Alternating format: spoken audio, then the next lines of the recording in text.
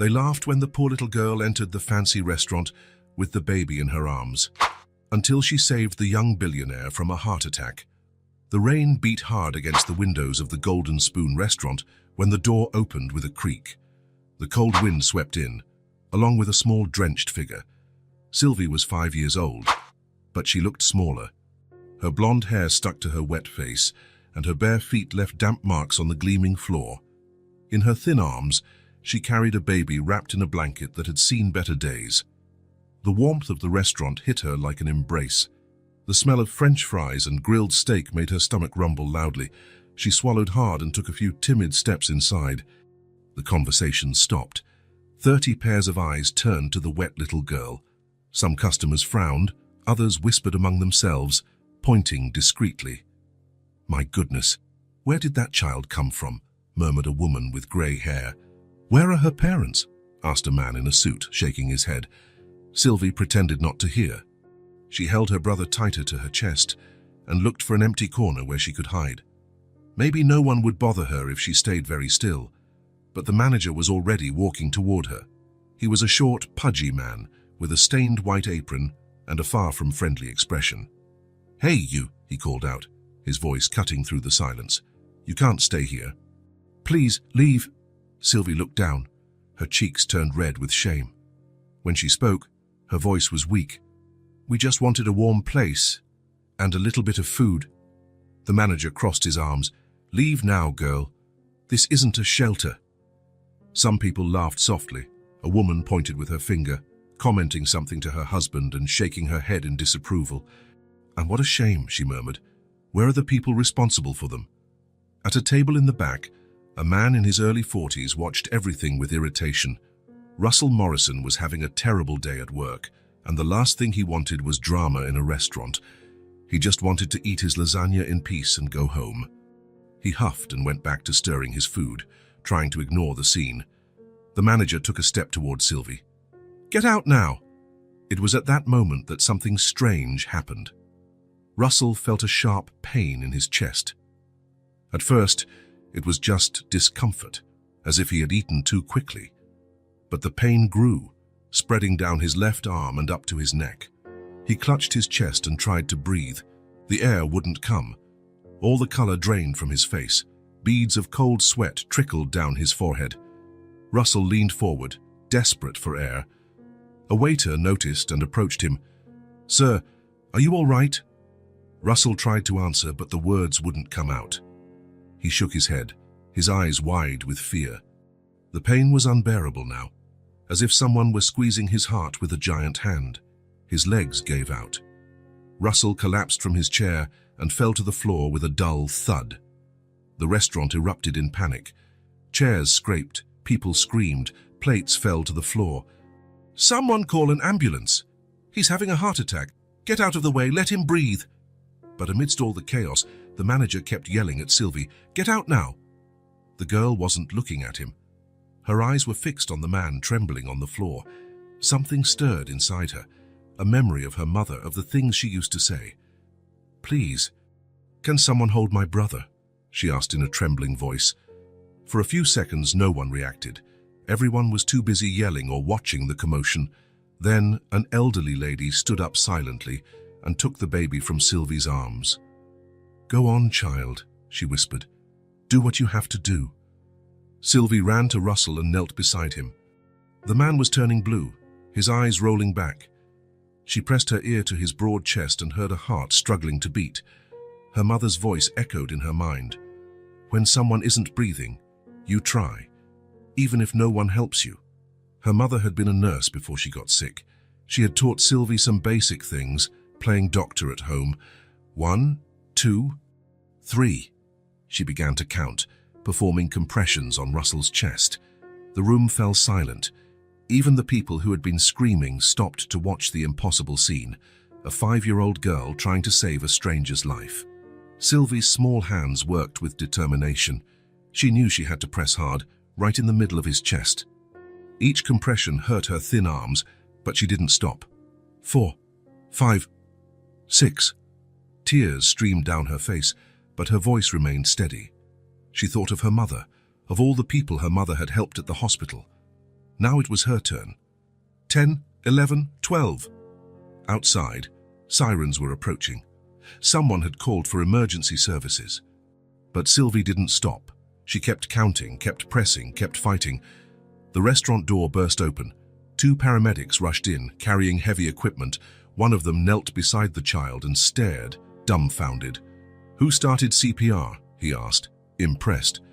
"I did," Sylvie answered, her voice choked with exhaustion and emotion. The paramedic looked at her with respect. "Oh, so you saved his life, and little one."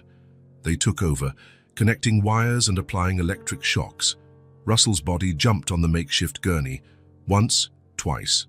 On the 3rd try, he opened his eyes, confused and weak. Russell tried to understand where he was. He saw the restaurant lights, the worried faces, the medical equipment, and then he saw Sylvie.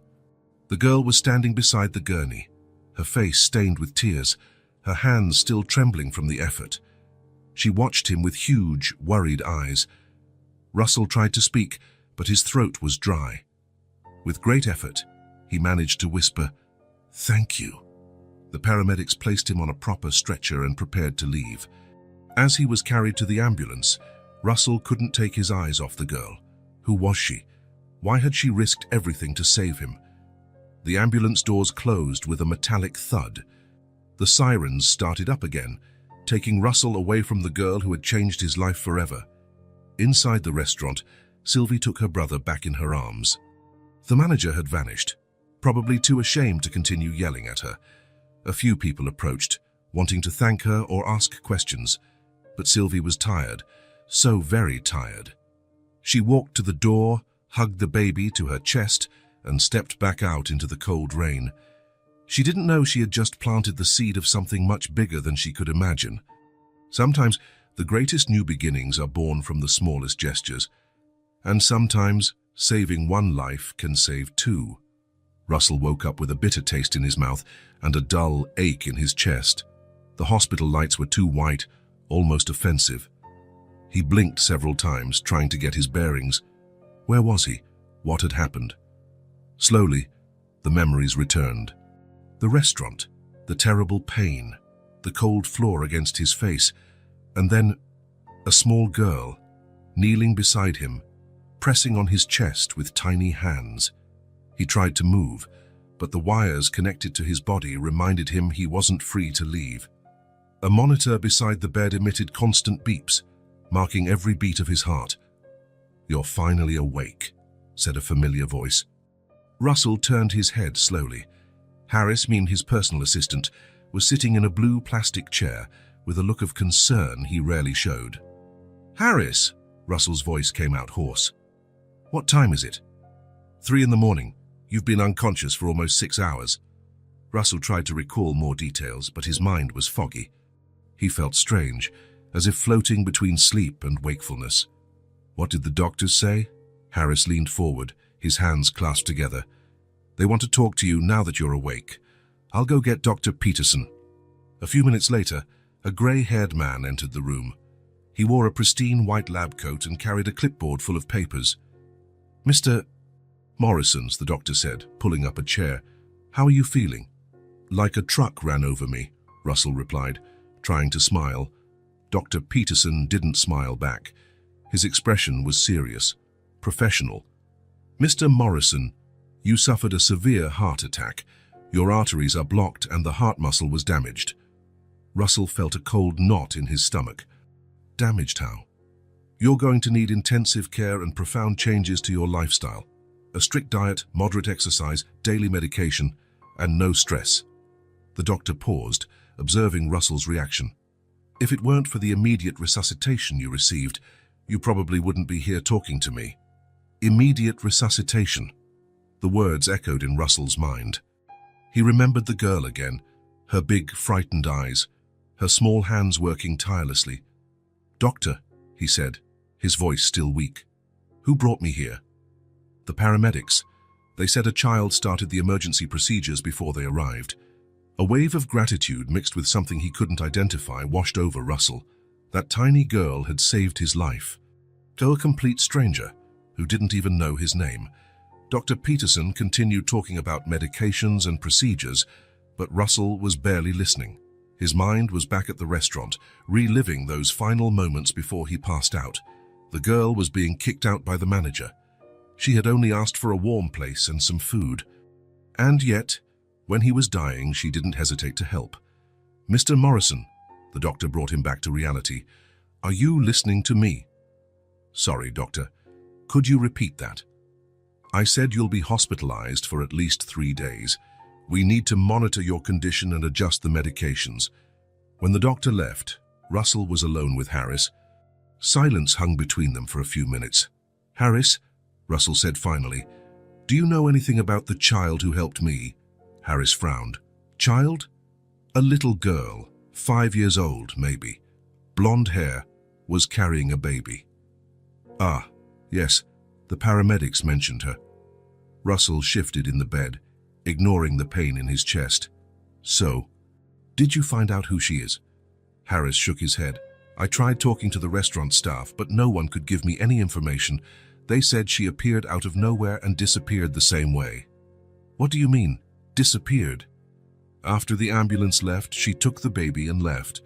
No one saw where she went." Russell felt a pang of something that wasn't physical pain. It was worry. Such a small girl, alone on the street with a baby, on a cold and rainy night. "Who is that child?" he asked, more to himself than to Harris. "She's gone. No one knows her name or where she lives." Harris's answer left him uneasy. How could a child just disappear? Where were her parents? Why was she on the street? Harris noticed Russell's worried expression. "Boss, you need to rest." The doctor was very clear about avoiding stress. But Russell couldn't relax. Every time he closed his eyes, he saw the girl's face. The determination in her eyes as she knelt beside him. The courage of a child who had nothing, yet still gave everything she could to save a stranger. He felt ashamed. Here he was, a successful businessman, and he had been saved by a street kid, a child he hadn't even really noticed until he was dying. What kind of person did that make him? Russell had always prided himself on being independent, strong, capable of solving any problem. But at that moment, lying in a hospital bed, connected to machines that kept his heart beating, he felt small and vulnerable. The girl had seen him at his most fragile.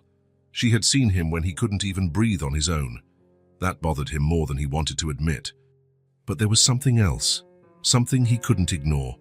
For the first time in years, Russell felt he wanted to do something for someone else, not out of obligation, not for business, but because it truly mattered. That girl had saved his life, and now she was out there on the street in danger with no one to protect her. "Harris," he said suddenly, "I want you to do something. Whatever you need, boss. I want you to find that girl." Harris hesitated. "Mr. Morrison, with all due respect, maybe this isn't the best time to—" "It's not about me," Russell interrupted him. "It's about her. A 5-year-old child shouldn't be alone on the street. But if no one knows who she is, then we'll find out. Talk to the police, to social workers, to whoever is necessary. I want to know who this girl is and where she is." Harris made a note in his pad. "Understood. I'll start the investigation tomorrow." "Today," Russell corrected. "Start today." The assistant glanced at the clock. "It's 3 in the morning, boss. Then start at 8. "I don't want to waste any more time." Harris nodded and put his pad away.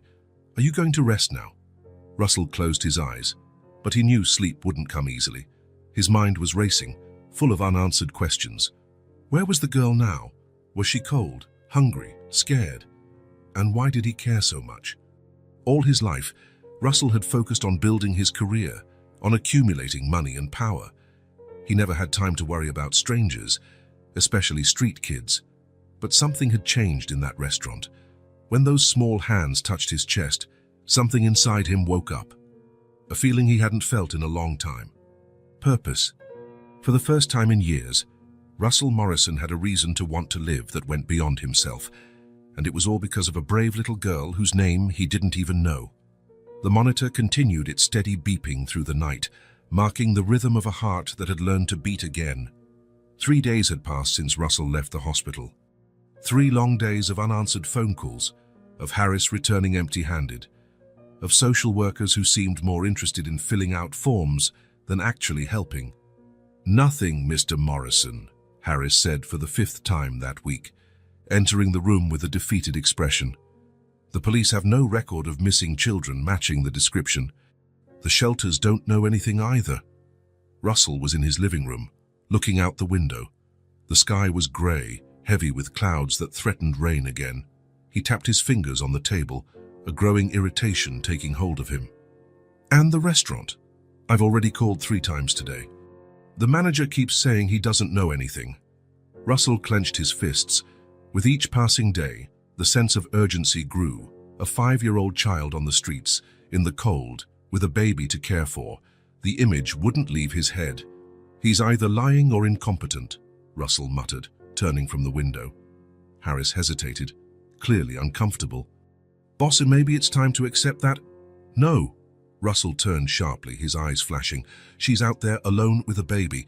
It rained last night. I'm not giving up." He grabbed his coat hanging on the chair with a decisive movement. "Where are you going?" "To do what I should have done from the beginning." Harris frowned, worried. "And the doctor said to avoid stress, and I'm going to the restaurant in person." "But sir—" "Harris." Russell stopped at the door and turned. "That girl saved my life. While I was here, comfortable and safe, she was out there cold and hungry. I can't live with that." 20 minutes later, Russell parked in front of the Golden Spoon.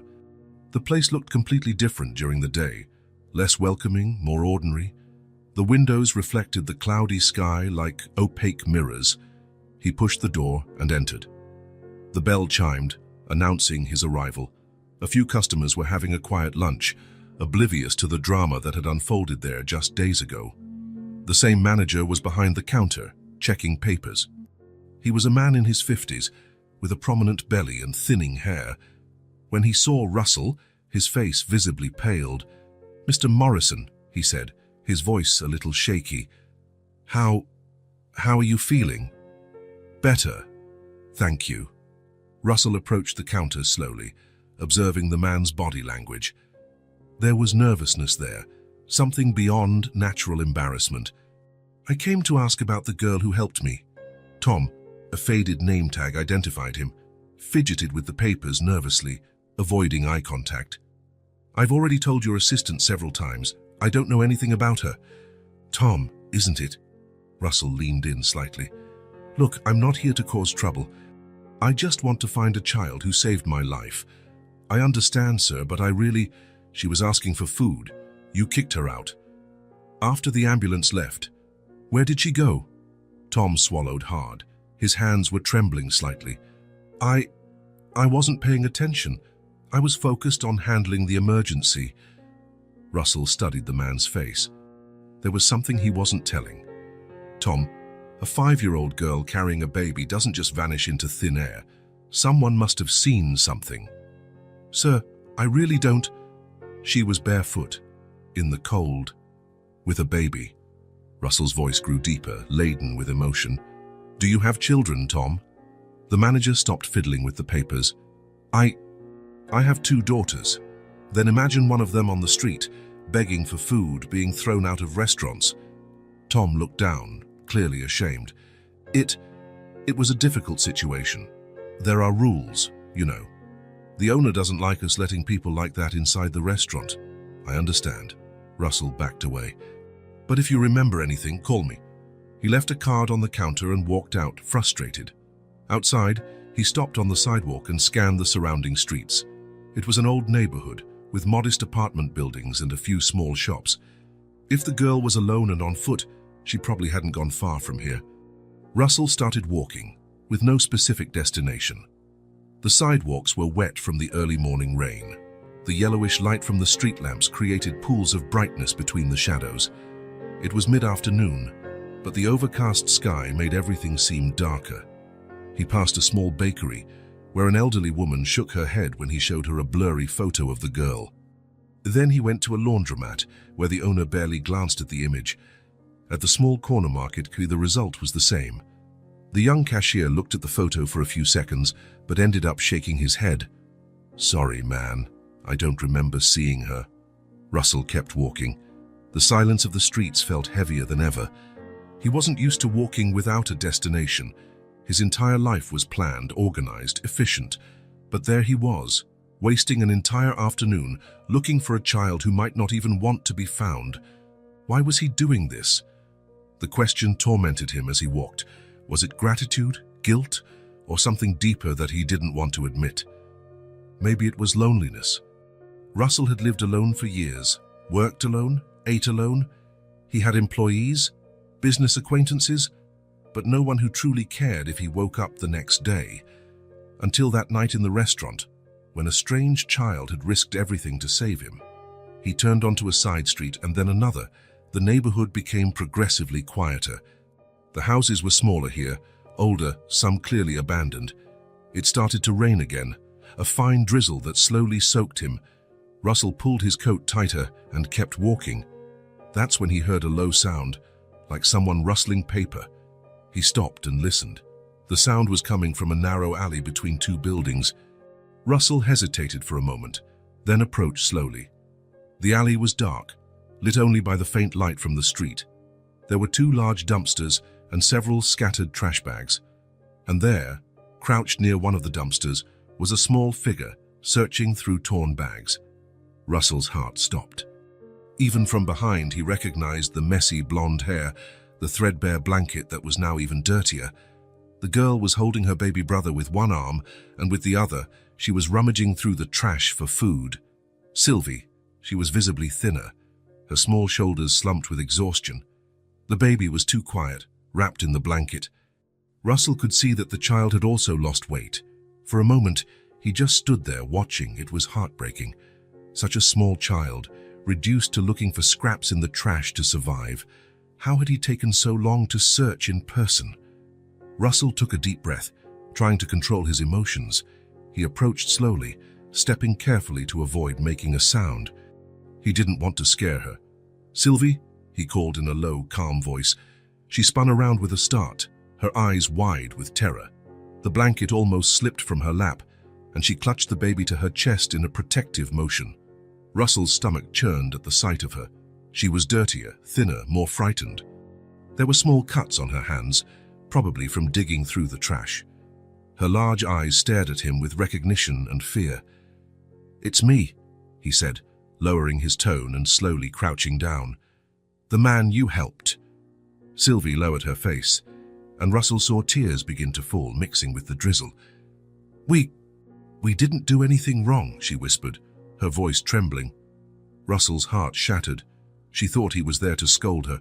No, he said quickly, kneeling on the wet ground. "You didn't do anything wrong. Quite the opposite." His expensive pants got soaked, but he didn't care.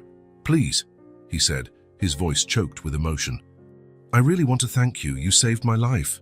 I don't need anything." Her voice was almost a whisper. "You and your brother are hungry," Russell said, looking at the baby who seemed too weak to even cry. "Come with me. Let's get something to eat. You can trust me." Sylvie hesitated, looking at him with an expression that mixed desire and distrust. "Are you not going to call the police?" she asked, her voice low. "I'm not going to call anyone. I promise." For a few seconds, that felt like an eternity. They looked at each other. Russell could see the conflict in the girl's eyes, hunger fighting against fear. The baby began to cry softly, a weak sound that betrayed his hunger. Then Sylvie gave a small nod. Russell slowly extended his hand. When Sylvie's small, cold hand touched his, it felt as if something broke inside him, that old loneliness that had seemed a part of who he was. "Come on," he said gently. "Let's get out of the rain." They walked slowly to the main street. Sylvie was limping slightly, and Russell noticed that one of her feet was injured. He wanted to pick her up, but he was afraid of scaring her. "Does it hurt?" he asked, pointing to her foot. "A little," she admitted. "We'll take a look at that after we eat, okay?" When they arrived at the restaurant, Tom saw them enter together and swallowed hard. His expression was one of pure embarrassment. "A table for two," Russell said calmly, ignoring the manager's stare. A waitress led them to a table in the back, the same one where Russell had been during his heart attack. He helped Sylvie sit down, noticing how she observed everything, holding the baby as if it were the most precious thing in the world. "What would you like to eat?" Russell asked. She shrugged, not knowing what to say. How about some nice hot soup and maybe a sandwich and milk for both of you? Sylvie nodded timidly, and Russell saw her eyes well up with tears. He called the waitress and ordered chicken soup, a grilled cheese sandwich, 2 glasses of milk, and a simple dish for himself, though he wasn't hungry. While they waited, he watched Sylvie. The baby had stopped crying but was visibly weak. How long had it been since they had eaten a real meal? "What are your names?" he asked gently. "Sylvie," she replied, her voice still low. "And he's Tommy. Beautiful names. How old is Tommy?" 8 months. He'll be 9 next week." The food arrived quickly. Sylvie ate slowly at first, as if she couldn't believe it was real.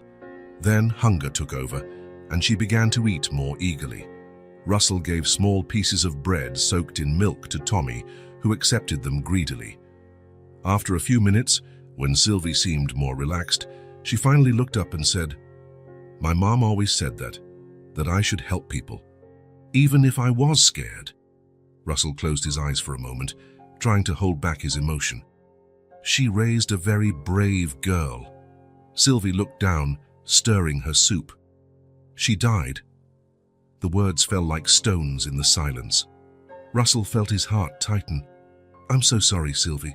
She got sick after Tommy was born. The doctors tried to help, but—" Sylvie didn't finish the sentence. "And after that?" Russell asked gently. "We went to live with my aunt, but she said she couldn't take care of us, that she didn't have money for 2 kids. Russell clenched his fists under the table. How could someone abandon 2 children? "How long have you been on the streets?" "A few weeks. Maybe a month. I've lost track of the days." The soup bowl was almost empty now. Tommy had fallen asleep in Sylvie's lap, finally full. Her face still bore the marks of fear, but there was something different there too. Hope, perhaps. Russell watched her in silence. For the first time in many years, he felt something akin to responsibility and hope as well. He leaned forward and spoke calmly. "I don't know how to thank you for what you did." Sylvie looked down, blushing. I just didn't want you to die." Russell swallowed hard, moved by the simplicity of her words. "You saved me, and I can't let my hero, or her brother, go back to the streets." Sylvie slowly looked up, surprised. We have nowhere to go." Russell placed his hands on the table, weighing his next words carefully. "Then come with me." She shook her head, frightened. I can't pay. We don't have any money. No one is going to ask you for anything. You need a safe place. You deserve that." Sylvie looked at the sleeping Tommy and then at Russell. For a few seconds, he saw the conflict in her eyes, the desire to accept fighting against the fear of trusting. Then, in a whisper of a voice, she asked, "Is it far from here?" "No." He smiled, trying to convey a sense of calm. "It's a little closer than you think." Russell stood up and extended his hand. "Come on, let's go home." Sylvie looked at his outstretched hand for a long moment. Then, carefully, as if she feared it would all disappear, she took his hand. When their fingers touched, Russell knew his life was changing forever. And for the first time in years, he was eager to see what came next. Russell's car was parked just a few feet from the restaurant. He opened the back door slowly, as if any sudden movement might shatter the fragile moment they had built. "You can get in," he said gently, gesturing with his hand. Sylvie hesitated on the wet sidewalk, holding Tommy against her chest. Her small eyes scanned the car's interior. Flawless beige leather seats, panels illuminated with soft lights, a pleasant smell of cleanliness mixed with something she couldn't identify. Perhaps it was the cologne he wore, or simply the scent of an organized, comfortable life. It was so different from anything she knew. For the past few months, she had only walked or occasionally hitched a ride in the back of delivery trucks. She had never been in such a beautiful car. "It's okay," Russell repeated, noticing her hesitation. "It's just a car. It won't hurt you." She got in slowly, sitting on the back seat with Tommy nestled firmly in her lap. The seat was soft and warm, a strange sensation after weeks of sleeping on hard or cold surfaces. Russell closed the door carefully and walked around to the driver's side. When he started the car, the dashboard lights came on, creating a bluish glow inside. The heater began to work immediately, spreading warm air that slowly dried her hair from the drizzle. During the drive, Sylvie watched everything in absolute silence. The streets passed by the window like a movie. Lit storefronts, people walking with umbrellas, gleaming cars. She held Tommy tightly, as if she feared it was all just an elaborate dream, and she might wake up back in the colder, dark alley. Tommy had fallen asleep in the warmth of the car, his smallest regular breaths against Sylvie's chest. It was the first time in weeks that he seemed truly relaxed, not that restless, interrupted sleep they had been having on the streets. "We're almost there," Russell said, looking in the rearview mirror and seeing the girl's tense expression. Sylvie nodded without speaking. Her hands were trembling slightly, not from the cold now, but from pure nervousness. Where was he taking her? What if he changed his mind halfway there? What if it was some kind of trap she couldn't see? But when she looked at his face reflected in the rearview mirror, she saw only kindness. And tiredness too. The same kind of weariness she carried, as if he too had been through difficult things in life. The car turned onto a tree-lined street, completely different from the restaurant's neighborhood. The houses here were large and spaced out, with well-tended gardens and low fences. Tall trees lined the street, creating a natural canopy that made everything feel more welcoming. Sylvie had never been in a neighborhood like this. The houses looked like something out of TV shows she occasionally watched through shop windows. Happy families, bright living rooms, kitchens with large tables where everyone sat down for dinner. Russell parked in front of a two-story house with dark bricks and tall windows that shone with a warm, inviting yellow light. There was a small garden in the front, with flowers she didn't know the names of, but which looked well cared for even in winter. "We're here," he said, turning off the engine and turning to look at her. When they got out of the car, Sylvie looked up, impressed. The house seemed huge, especially after weeks of sleeping in narrow alleys and abandoned buildings. It had a front porch with 2 rocking chairs, as if it were a place where people actually lived, not just existed. Russell opened the front door with a golden key, and an immediate smell of home greeted them. It was a soft mix of coffee, bread that had recently been baked, and something floral, perhaps an air freshener or fresh flowers. There was something familiar and welcoming in that scent, which vaguely reminded her of her mother's kitchen on Sunday mornings. "Please, come in," he said, signaling for her to go first. The interior was even more impressive than the exterior. The living room had high ceilings with exposed wooden beams, large brown leather sofas, and a fireplace that radiated genuine warmth. There were books organized on the shelves, discreet paintings on the walls, and soft rugs on the polished wooden floor. But what caught Sylvie's attention the most was the silence. Not the scary, empty silence of the streets at night, but a comfortable, possibility-filled silence. It was the silence of a house that was waiting to be filled with life. Russell took a deep breath, watching Sylvie and Tommy standing in the middle of his living room. There was something almost surreal about the scene. A little girl and a baby, after everything they had been through, finally safe. Something important was beginning here. He could feel it physically, like a door opening after being locked for a long time. "You can sit on the sofa for a bit," he said, pointing to the main sofa near the fireplace. "I'm going to arrange for some things you'll need." Sylvie sat carefully on the edge of the sofa, as if afraid of getting it dirty. The fabric was incredibly soft and warm, heated by the warmth of the fireplace. She couldn't remember the last time she had sat on something so comfortable. Maybe she had never experienced so much comfort before. Russell picked up the phone from the coffee table and called Harris. He tried to keep his voice low, but Sylvie could hear fragments of the conversation. "Harris, I need you to do some urgent shopping, small clothes, a 5-year-old size, nothing too fancy, just the basics. Diapers, size for an 8-month-old baby. Powdered milk, baby bottles, maybe some simple toys, and blankets. Very soft and warm blankets. Please, as soon as possible. Can it be today?" He paused, listening to the response on the other end. Sylvie saw him frown slightly, as if Harris was asking questions. "No, Harris, don't ask now. Just bring everything I asked for, please. An hour, at most." "Thank you. I'll explain later." When he hung up, Russell turned to Sylvie with a smile that seemed genuinely warm. A friend of mine is going to bring some things you'll need. Clean clothes, proper food for Tommy, things like that. While waiting for Harris to arrive, Russell went upstairs to the second floor. There were 3 bedrooms there, his own master bedroom, an office he used occasionally, and an old guest room that hadn't had visitors in at least 2 years. He opened the guest room door and turned on the light. The room was clean. He paid a cleaning lady who came weekly, but devoid of life. A twin bed with white sheets, a dark wood dresser, an upholstered chair near the window. The window overlooked the backyard, where some trees cast interesting shadows. Russell went downstairs and grabbed several cushions from the living room sofa and a closet in the hallway. He returned to the room and arranged them carefully in a corner, creating a kind of makeshift crib for Tommy. It wasn't perfect, but it would be safe and infinitely more comfortable than any place they had slept recently. Then he went to his own room and took some clean blankets from a large closet. He chose the softest ones he had. Some he had received as gifts, but never used. He also brought a flannel nightgown that had shrunk in the wash months ago, but would fit Sylvie perfectly.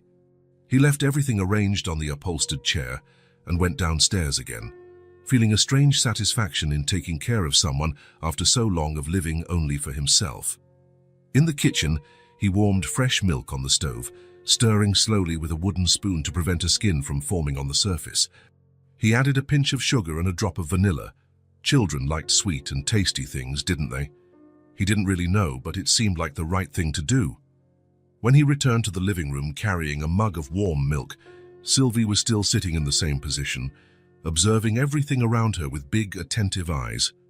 Tommy was sleeping soundly in her lap, more relaxed than he had been in weeks. "I brought you some warm milk," he said, offering the mug carefully. "I thought you might be cold." She hesitated for a few long seconds, looking at the mug, as if she couldn't believe it was really for her, as if she were waiting for him to change his mind or say it was a prank. Then, very slowly, she extended one of her small hands and held the mug with extreme care, as if it were made of precious glass. "Thank you," she whispered, her voice so low he had to lean in to hear. Russell felt something tighten painfully in his chest. It was just a simple word, but it carried so much weight. Pure gratitude, genuine surprise, and something like timid hope. "When my friend arrives with the clothes and other things, you can take a hot bath and change," he explained. "The room upstairs is yours and Tommy's, for as long as you want to stay." Sylvie looked at him over the mug of milk, steam rising and warming her small face. "Are really ours?" she asked, as if she couldn't fully process the idea. "Yes, for as long as you want to stay. There's no rush to decide anything." She drank the milk slowly, savoring each sip as if it were the most delicious thing she had ever tasted. It had been so long since she had had warm, sweet milk. It had been so long since someone had prepared something especially for her, thinking about what she might like. Tommy began to stir in her lap, making little baby noises of someone waking up. Russell moved a little closer, maintaining a respectful distance. "Can I hold him for a minute? So you can finish your milk calmly and relax a bit?" Sylvie hesitated visibly. Tommy was all she had in the world, her only family, her only real responsibility. But there was something in Russell's voice, a genuine and respectful kindness that made her nod slowly. Russell took the baby with extreme care, as if he were made of delicate porcelain. Tommy looked at him with curious, alert eyes, without crying or showing fear. "Hi, Tommy," Russell said softly, adjusting the baby in his arms. "You're a very brave little boy, aren't you? Being taken care of by your big sister like this." Seeing such a large and seemingly strong man holding her little brother with such gentleness and affection made Sylvie visibly relax. The muscles in her shoulders, which had been tense for weeks, finally loosened a bit. Maybe, just maybe, she could really trust him. Harris arrived exactly 58 minutes later, carrying several bags from different stores. Russell quickly answered the door, took all the bags without letting Harris in, and dismissed the assistant with a minimal explanation that everything would be clarified the next day. Then he helped Sylvie up to the room, carrying Tommy while she held onto the hem of her dirty shirt. She looked at everything with silent admiration, the bed with clean, fragrant sheets, the new clothes still with tags on the chair, the makeshift crib for Tommy with soft blankets. "The bathroom is over there," he said, pointing to a white door. "There are clean towels, soap, shampoo, everything you'll need. Make yourself completely at home." When Russell left and closed the door carefully, Sylvie sat on the edge of the bed and began to cry softly. They were not tears of sadness, but of pure, overwhelming relief. For weeks she had carried the impossible weight of caring for Tommy alone, of finding food every day, of seeking shelter every night. For the first time since her mother's death, she felt genuinely safe. The next morning, Sylvie woke up completely disoriented. The sun streamed gently through the clean window, creating comforting golden patterns on the wooden floor. For a long, frightening moment, she couldn't remember where she was, and that filled her with panic. Then she saw Tommy sleeping peacefully in the makeshift crib, saw the clean clothes she had put on the night before after the longest, warmest bath of her life, and the memory returned like a wave of relief. Russell's house. Real safety. She got up slowly, still wearing the flannel nightgown that was a bit big but incredibly soft, and walked to the door.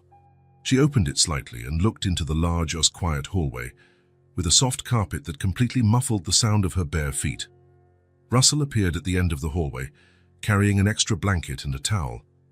When he saw her peeking through the door, he smiled with genuine kindness. "Good morning, Sylvie. Did you sleep well?" She nodded, clutching the soft fabric of the nightgown with her small fingers. It was much bigger than her size, but it was the most comfortable thing she had ever worn. "Do you live here alone?" she asked softly, her voice filled with innocent and careful curiosity. Russell paused visibly, as if the question had caught him by surprise. Then he came a little closer and answered calmly, "Yes, I've lived alone for a few years." You don't have a family?" Her voice came out even smaller, but there was a genuine concern there. Russell looked down and took a deep breath before answering, as if deciding how much of the truth to share. "I had a family, but now I don't anymore."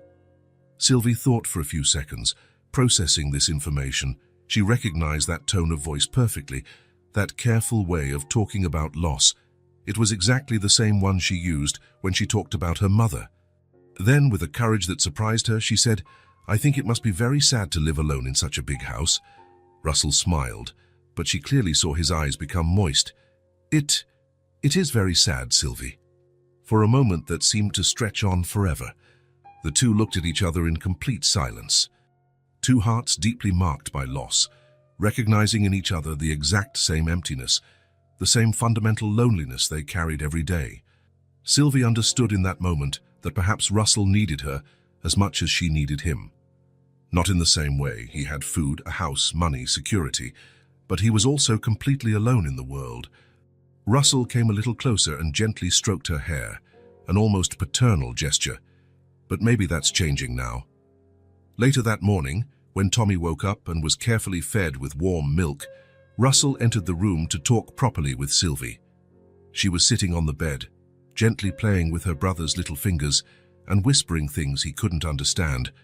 He sat in an armchair near the window, keeping a respectful distance so as not to scare her or make her feel pressured. "Everything is okay here," he said softly. "No one is going to send you away. You don't have to be afraid." Sylvie looked down, and he saw that she was struggling with some intense emotion. After a long silence, she began to speak, her voice small but firm. "My mum got very sick, right after my brother was born.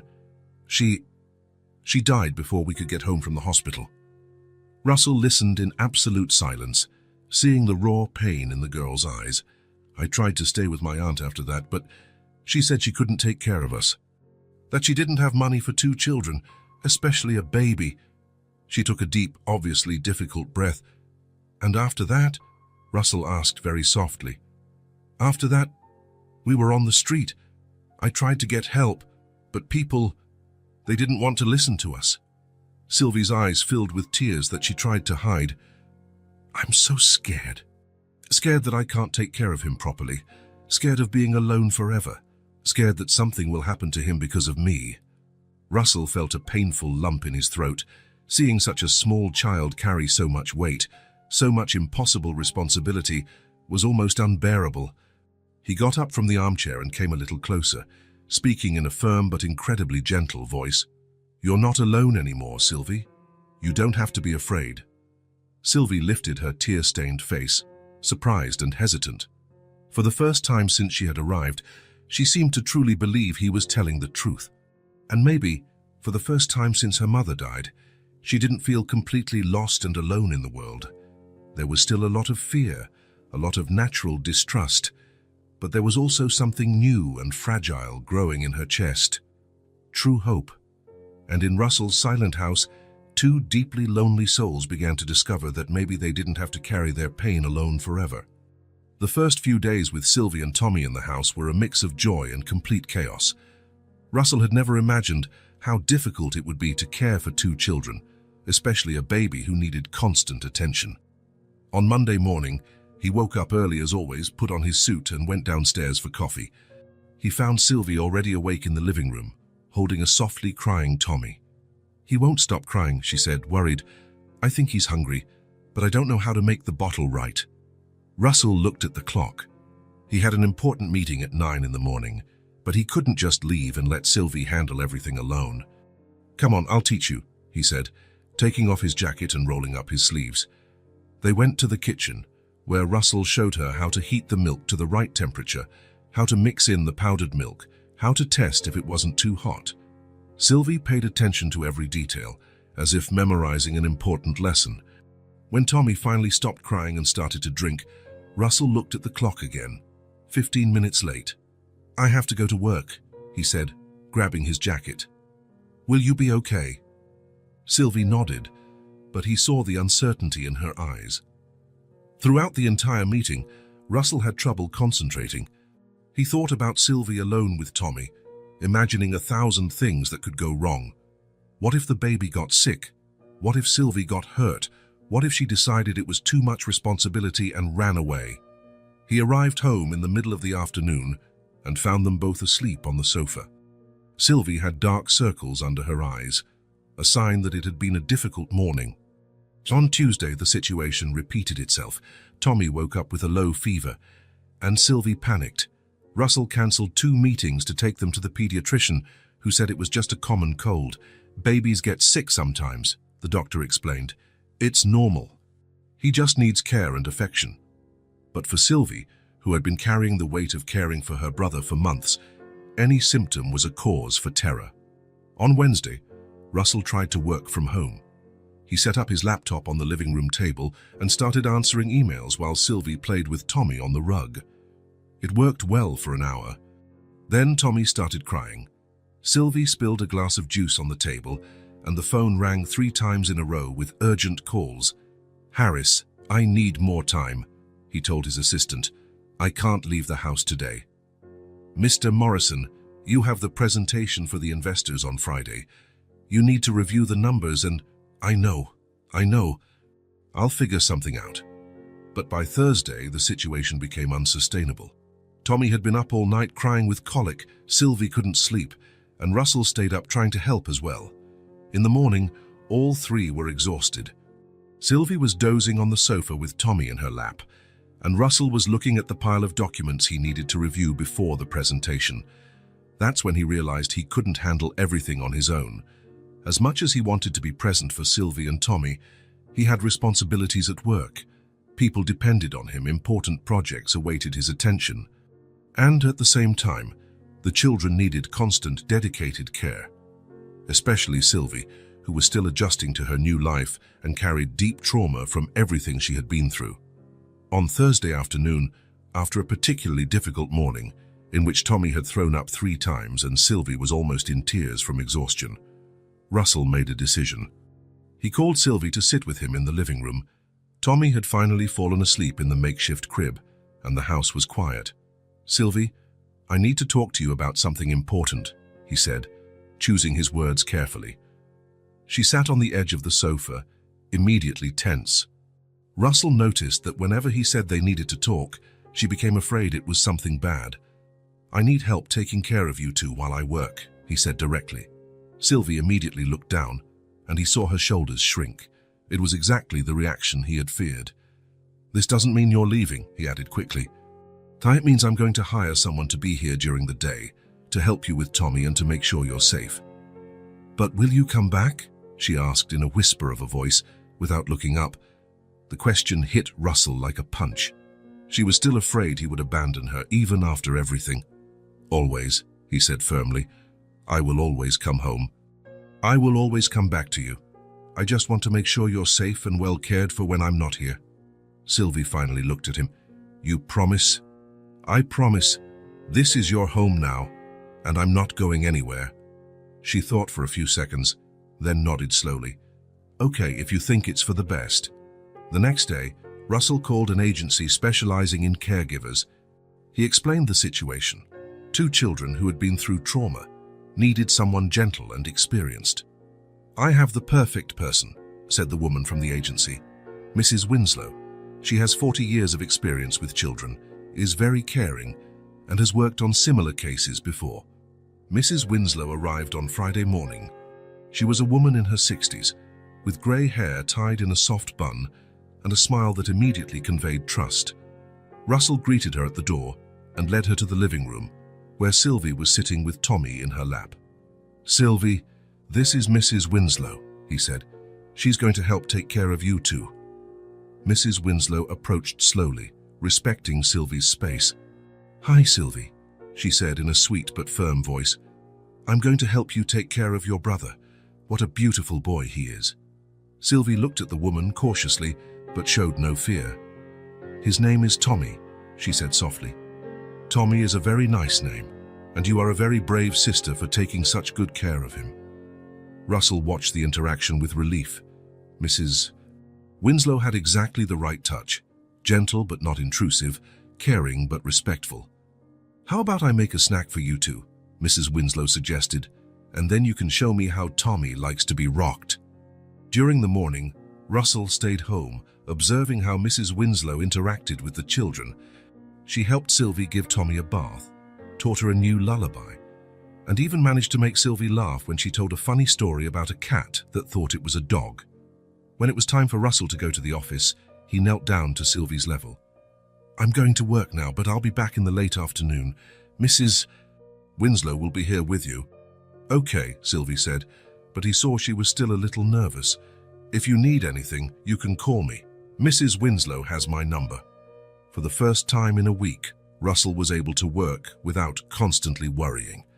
He knew Sylvie and Tommy were in good hands. He arrived home at 5 in the afternoon and heard voices in the kitchen. When he entered, he found Mrs. Winslow teaching Sylvie how to make simple cookies, while Tommy watched from the stroller Harris had bought. How was your day? He asked. Very good, replied Mrs. Winslow. Sylvie is a wonderful helper. She knows exactly how Tommy likes things. Sylvie smiled, proud of the compliment. After Mrs. Winslow left, promising to return on Monday, Russell sat on the sofa to relax. It had been the first productive day he'd had in a week. That's when he heard small footsteps approaching. Sylvie appeared in the room, holding a folded piece of paper in her hands. Russell, she called. Hi. What do you have there? Instead of answering, she ran to him and hugged him tightly, wrapping her small arms around his neck. Thank you so much for getting us off the street, she said, her voice muffled against his shoulder. Russell felt his eyes sting. He hugged the small girl, feeling an emotion he hadn't experienced in years. You don't have to thank me, he whispered. You've given me much more than I've given you. Sylvie pulled away a little and held out the folded paper. I made this for you. Russell carefully unfolded the paper. It was a drawing made with colored pencils. 3 people holding hands under a big yellow sun, a small girl, a tall man, and a baby in the girl's arms. It's us, Sylvie explained, pointing to each figure. Me, you, and Tommy. We're a family now, right? Russell looked at the drawing and felt something break inside him. It wasn't sadness. It was the opposite. It was as if something that had been hardened for years was finally opening up. It's the most beautiful thing I've ever seen, he said, his voice choked with emotion. I'll keep it forever. Really? Really? I'm going to frame it and put it in my office for everyone to see. Sylvie smiled, the widest and most genuine smile he had seen since he met her.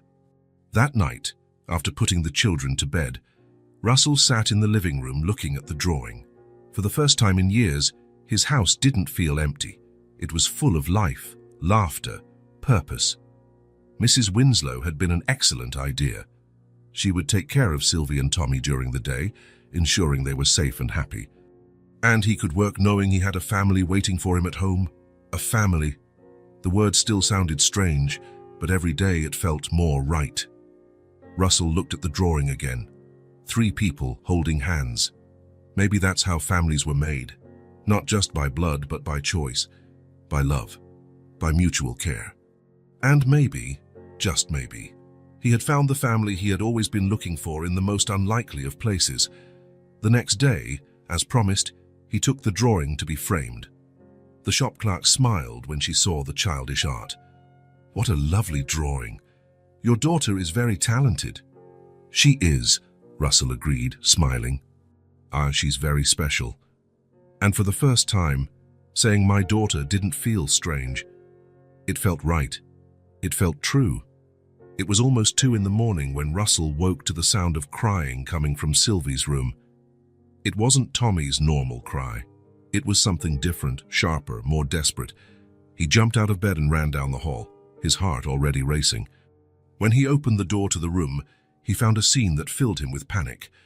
Sylvie was sitting up in bed, hugging Tommy, trembling violently. Her face was red and hot. Beads of sweat ran down her forehead, and she was breathing in short, ragged gasps. "Sylvie, what's happening?" he asked, rushing to the bed. "It hurts," she whispered between sobs. "So my chest is tight. I can't breathe right." Russell touched her forehead. It was burning with fever. He looked at Tommy, who was awake but calm, just watching his sister with big, worried eyes. "It's okay, little one," Russell said, trying to keep his voice calm despite the panic he felt. "We're going to take you to the hospital right now." "I don't want to go," she cried. "My mum went to the hospital and she didn't come back."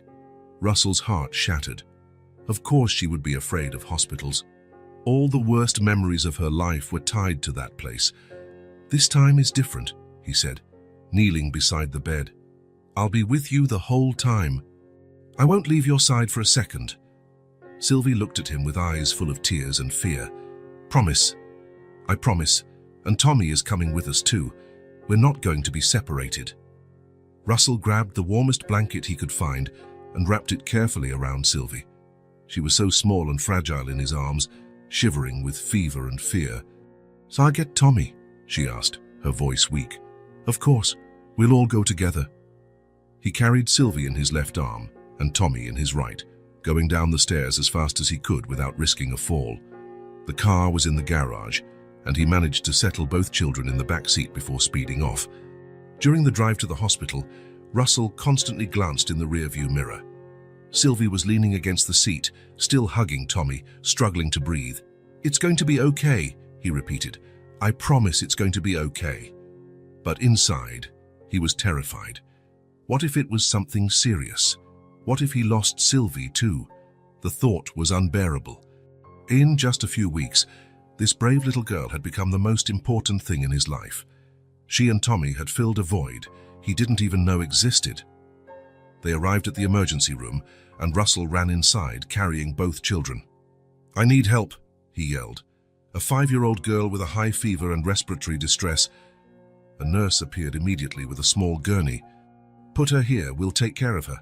"I'm coming with you," Russell said firmly. "Sir, are you—" "I'm her guardian. I'm not leaving her side." The nurse looked at Sylvie, who was clinging to Russell's shirt with all her might. "All right, you can come." They took Sylvie to an emergency room, where a young doctor began to examine her immediately. Russell stood by the gurney, holding her small hand while Tommy slept in his arms. "It looks like pneumonia," the doctor said, after listening to her lungs. "We'll do an X-ray to confirm, but she'll need to be hospitalized for a few days." "Pneumonia?" Russell felt his blood run cold. "Is it serious?" "With the right treatment, no. But in young children, especially those who have experienced stress or malnutrition, it can be more complicated. We'll monitor her closely." Sylvie squeezed Russell's hand. "You're not going to leave, right?" "Never," he said, kissing her hot forehead. "I'll stay here until you're completely better." They transferred Sylvie to a room on the pediatric floor. It was a small but cozy room, with colorful walls and a few toys. There was an armchair that turned into a bed next to the main bed. "You can stay here with her," the nurse said. "And the baby too, no problem." Throughout the night, Russell stayed awake watching Sylvie. The doctors had started an IV and antibiotics, but she still had a fever and was struggling to breathe. Tommy slept peacefully in the crib the hospital had provided, oblivious to the seriousness of the situation. Around 4 in the morning, Sylvie woke up and looked around, confused. "Where are we?" "In the hospital. Remember, you had a fever. You stayed here all night. I told you I wouldn't leave your side." She smiled weakly. "I thank you for not leaving me alone." Russell held her small hand, feeling an intense emotion wash over him. In that moment, looking at that brave girl in the hospital bed, he knew he had to tell her about his own daughter. "Sylvie," he said softly, "I want to tell you something. About why I lived alone in that big house." She looked at him attentively. "I had a daughter," he began, his voice choked. "Her name was Emma. She was about your age." Sylvie frowned. "Where is she?" "She got very sick, kind of like you are now, but more serious. We brought her to the hospital. The doctors tried everything, but we couldn't save her." Tears started to stream down Russell's face. "She died 3 years ago. And since then, I couldn't care about anything anymore since until I met you." Sylvie reached out her small hand and touched his face. "You must have been very sad." "I was very sad and very lonely, but you taught me that it's possible to love again, that it's possible to be happy again." "Was your daughter pretty?" "She was beautiful and brave like you. I think you two would have gotten along very well." They sat in silence for a few minutes, just holding each other's hands. "Russell," Sylvie said finally. "Yes. Do you think your daughter would be happy if she knew you were taking care of us?" Russell smiled through his tears. "I think so. I think she would be very happy." The next day, Sylvie's fever finally started to break. The antibiotics were working, and she could breathe better. The doctor said she could be discharged in 2 days if she continued to improve. Russell had spent the whole night thinking. Watching Sylvie sleep, caring for Tommy when he woke up, he came to a conclusion that had been growing in his heart for weeks. When Sylvie woke up the next morning, he was sitting in the chair by her bed, watching her with a smile. "How are you feeling?" "Better," she said, sitting up in bed. "It doesn't hurt as much anymore." "That's good. The doctor said you'll be all better soon." Sylvie nodded, then looked at Tommy, who was playing with a toy a nurse had brought. "Russell," she said after a few seconds. "Yes? When I get out of here, are we still going to live at your house?" "Of course. That's your home now. Forever." Russell took a deep breath. It was time to ask the question he had been rehearsing since dawn. "Sylvie, if you want, I would very much like for you to be my daughter, for real, legally." Her eyes widened. "What do you mean?" "I want to adopt you. And Tommy, too. I want you to be my real children, not just people living in my house." Sylvie's eyes filled with tears, but she was smiling. "And my brother, too?" she asked, just to be sure. "Yes, both of you. You are a family, and I will never separate you." "But I don't know how to be a real daughter," she said, her voice small. "I only know how to take care of Tommy. And I don't know much about being a father," Russell admitted. "But we'll learn together. The important thing is that we love each other, and we want to be together." Sylvie thought for a few seconds, looking at Tommy and then at Russell. "If I'm your daughter, you'll never send me away. Even if I do something wrong?" "Never. Families don't send each other away, no matter what happens. And Tommy will be your son too. Will you take care of him if something happens to me?" "I will take care of you both forever. That's a promise." Sylvie then smiled, a small but brave smile. "Then we want to," she said, "me and Tommy, we want to be your real family." Russell leaned over and hugged the small girl, feeling a happiness he hadn't experienced in years. "Thank you," he whispered. "Thank you for letting me be your father." "Thank you for wanting to be," she replied. From the crib nearby, Tommy made a happy noise, as if he understood that something important had just happened. 3 days later, when they left the hospital, they were no longer just Russell, Sylvie, and Tommy. They were a family. A family that had found each other under the most unlikely circumstances, but that was real and true. As they left the hospital, Sylvie held Russell's hand firmly. "Dad," she said, trying out the word. "Yes, daughter." "Are we going home?" "We're going home." And for the first time in their lives, all three of them knew exactly where that place was. 3 weeks after leaving the hospital, Russell was nervous in a way he hadn't been since his first major business meeting.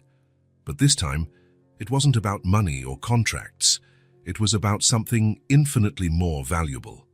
He looked at himself in the mirror one last time, adjusted the blue tie Sylvie had picked out for him, and went downstairs to find the children.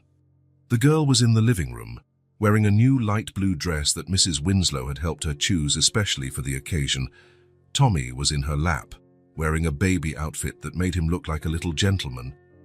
"You both look beautiful," Russell said, smiling genuinely.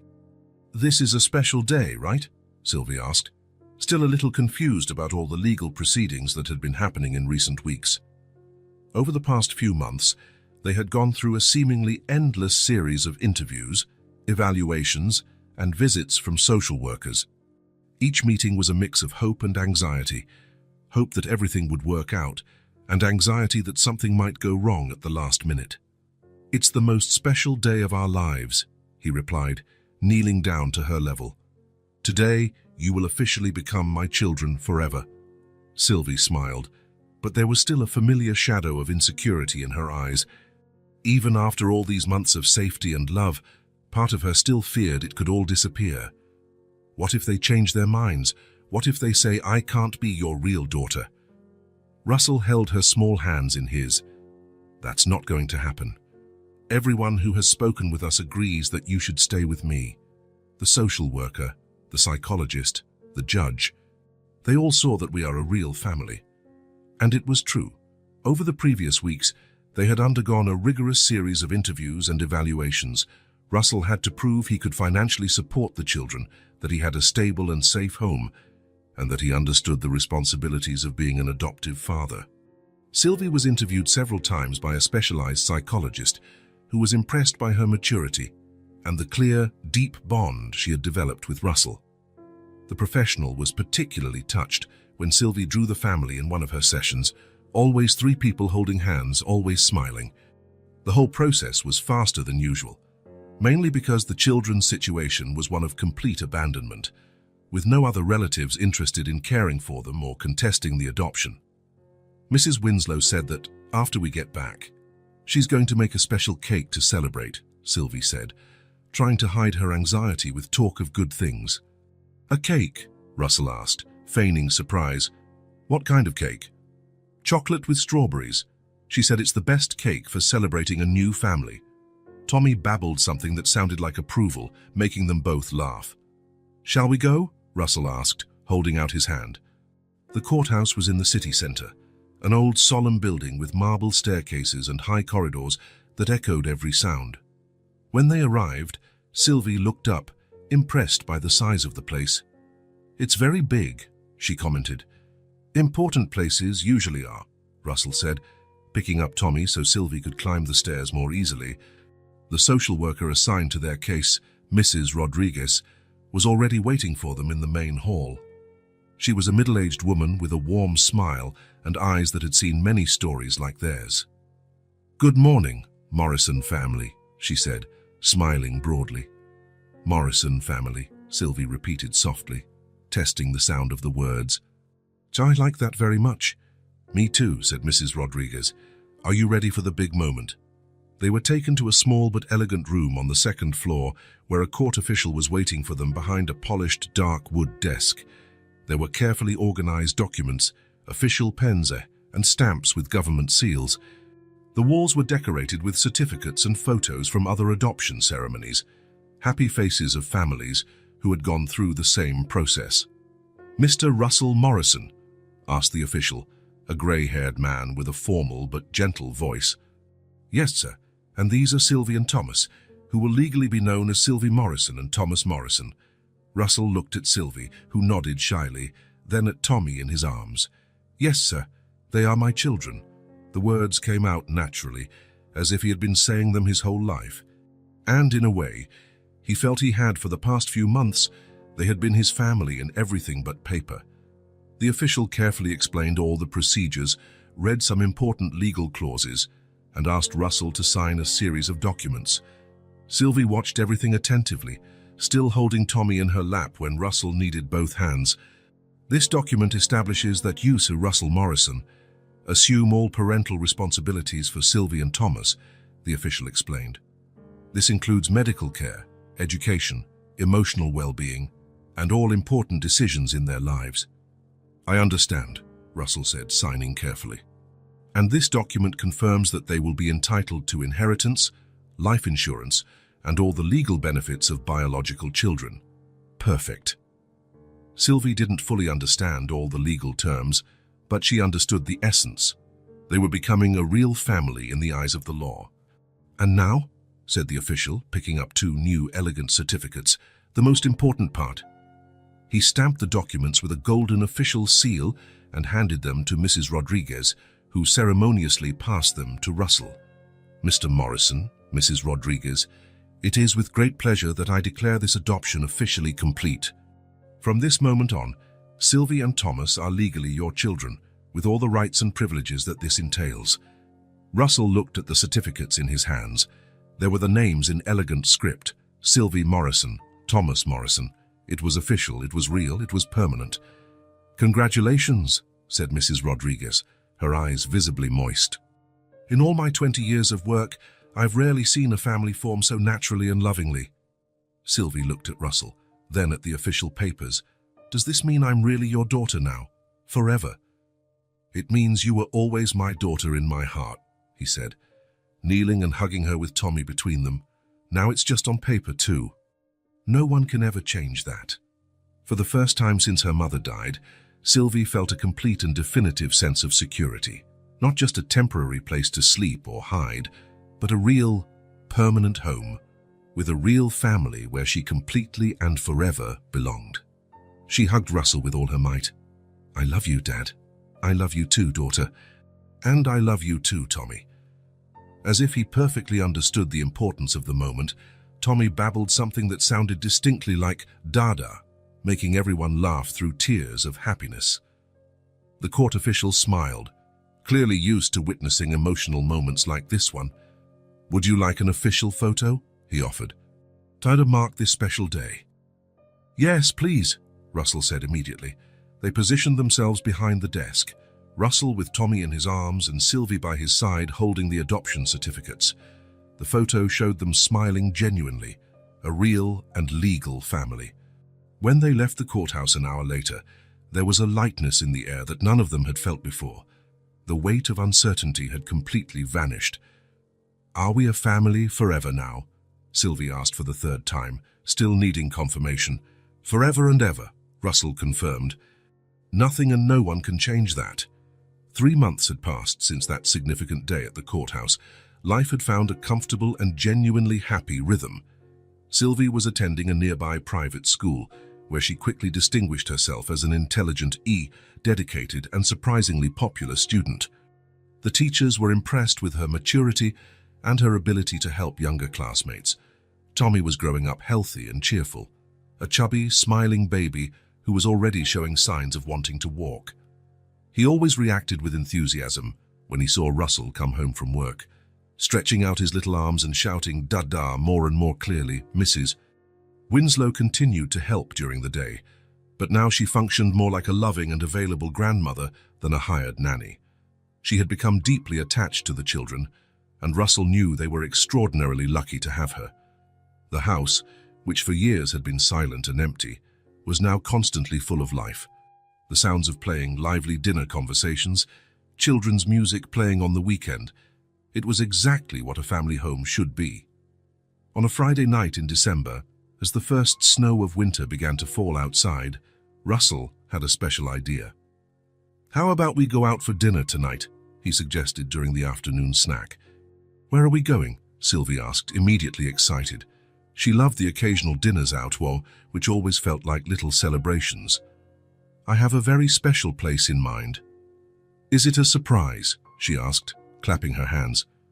"It's a surprise, but it's a place that has a lot of meaning for our family." Sylvie frowned, trying to guess, but Russell kept the mystery. An hour later, when the car stopped in front of the Golden Spoon, Sylvie was completely quiet for a few long seconds, just staring out the window. "It's here," she said softly, her voice full of recognition. "It's where it all began." "This is exactly it," Russell confirmed. "I thought it would be important to come back, to show how things have changed, to celebrate our journey." Sylvie looked at the restaurant through the window. The last time she had been there, she was a desperate, hungry child, carrying baby Tommy, being thrown out into the cold rain. "Are you sure this is a good idea?" she asked, a shadow of anxiety crossing her face. "I'm absolutely sure," Russell said. "This time, we enter as a family. As customers, as people who deserve respect." When they entered the restaurant, Sylvie holding Russell's hand tightly and him carrying Tommy in his other arm, the dining room gradually fell silent. Some of the older customers recognized them. It was impossible to forget the extraordinary story of the girl who saved a man's life in the middle of the restaurant. But this time, the atmosphere was completely different. No one laughed or pointed. There was genuine respect in their gazes, and even clear admiration. Some people whispered among themselves, but they were positive comments, full of respectful curiosity. Tom, the manager, saw them enter and immediately dropped what he was doing to come towards them. He was visibly nervous, his hands trembling slightly, but determined. "Mr. Morrison," he said, his voice hesitant but sincere. "Sir, our entire team wanted to apologize." Russell stopped, genuinely surprised. Apologize for what? For what happened that terrible night? For the way we treated? He looked directly at Sylvie. "For the cruel way I treated you. It was inexcusable, and we know it." Sylvie hid slightly behind Russell, vague but uncomfortable memories of that awful night returning to her mind. "It was nothing personal against you," Russell said diplomatically. "You didn't know the whole situation. But we should have been kinder, more human," Tom insisted. "A child is a child, no matter the circumstances. And especially such a brave child." Tom carefully knelt down to Sylvie's level, who looked at him with a mix of curiosity and caution. "You are a very special girl," he said with sincerity. "What you did that night. You saved a precious life. You are a true hero, and we all know that now." He stood up and quickly went to the counter, returning with a small bowl of ice cream specially decorated with colored whipped cream, a red cherry on top, and small star-shaped cookies. "A special treat on the house," he said, offering it ceremoniously to Sylvie. "File for our most special and courageous customer." Sylvie looked at Russell, who nodded encouragingly with a proud smile. She took the bowl delicately and smiled. "Thank you very much. It's very beautiful." "No, thank you," Tom said emphatically. "And you taught us an important lesson about kindness, second chances, and about never judging people by their appearance." They were personally escorted to the best table in the restaurant, a round table near the large window, where the soft streetlight created a warm and romantic atmosphere. It was exactly the kind of table reserved for special celebrations. Sylvie ate her ice cream slowly, savoring every spoonful, while they waited for the main course. She smiled proudly whenever someone greeted her respectfully or waved from a neighboring table. "How do you feel being here again?" Russell asked, watching the expressions that crossed her face. "Completely different," she said, thinking carefully. "For that horrible night, I was so scared of everything.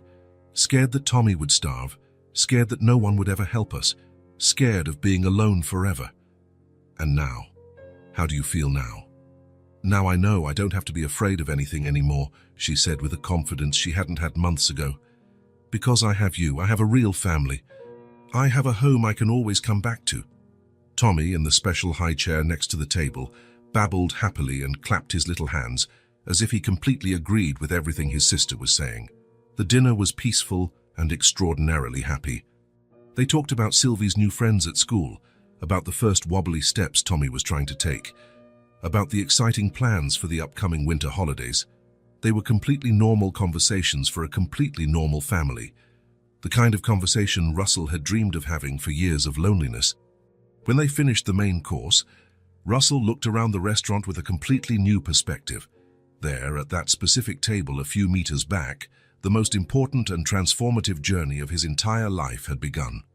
A journey that brought him back to real life, that gave him genuine purpose and unconditional love again. "Can I ask an important question?" Sylvie said suddenly, placing her fork on her empty plate. "You can always ask any question," Russell encouraged. "Are you really happy now? Truly happy?" Russell held her small hand across the table, looking directly into her eyes. "I'm the happiest person in the entire world. Even having to take care of us every day. Even after losing your other daughter." The question was too deep and mature for a 6-year-old, but Sylvie had always been extraordinarily mature for her age, shaped by the difficult experiences she had faced. "Taking care of you isn't a job or an obligation," he said with complete sincerity. "It's the best and most important part of my life. And about Emma. I think she would be genuinely happy knowing that you helped me to love again, to live again." Sylvie smiled with that special smile she reserved for truly important moments. "I think your daughter Emma and my mom must be very good friends in heaven now. And they must be happy and proud seeing our family here, having dinner and being happy together." Russell felt his eyes sting with tears of pure gratitude. "I think you're absolutely right, daughter. I think they are very proud of us." When they left the restaurant that special night, with the snow falling gently and creating an almost magical scene, Sylvie walked with her head held high and her shoulders straight, holding Russell's hand with complete confidence. Tommy slept peacefully in his father's strong arms, completely safe and protected. They finally looked exactly like what they had always wanted to be, a complete, whole, and genuinely happy family. In fact, that's precisely what they were. A family that found each other in the most unlikely and dramatic circumstances, but that was absolutely real and true. A family built not by blood or tradition, but by unconditional love, by conscious choice, by the courage to believe that people can be saved and transformed. And sometimes, when you save someone with all your heart, you end up saving yourself too. That night, when he put both children to bed in their cozy rooms, Russell stood for a few precious minutes watching Tommy in his decorated crib and Sylvie sleeping peacefully in her bed, surrounded by stuffed animals and books. Less than a year ago, he was a completely lonely man with no real purpose, just existing day after day without expectations or joys. Today, he was a dedicated father. He was family. He was home. He was future. All because of an extraordinarily brave girl who risked everything she had to save a complete stranger on a cold winter's night. Sometimes, true miracles happen in the most unlikely and unexpected places, and sometimes, saving one life can genuinely save 2 others. Or in this case, 3 completely transformed lives. Russell smiled, turned off the lights, and went to his own room, knowing he would wake up tomorrow to another day of family happiness.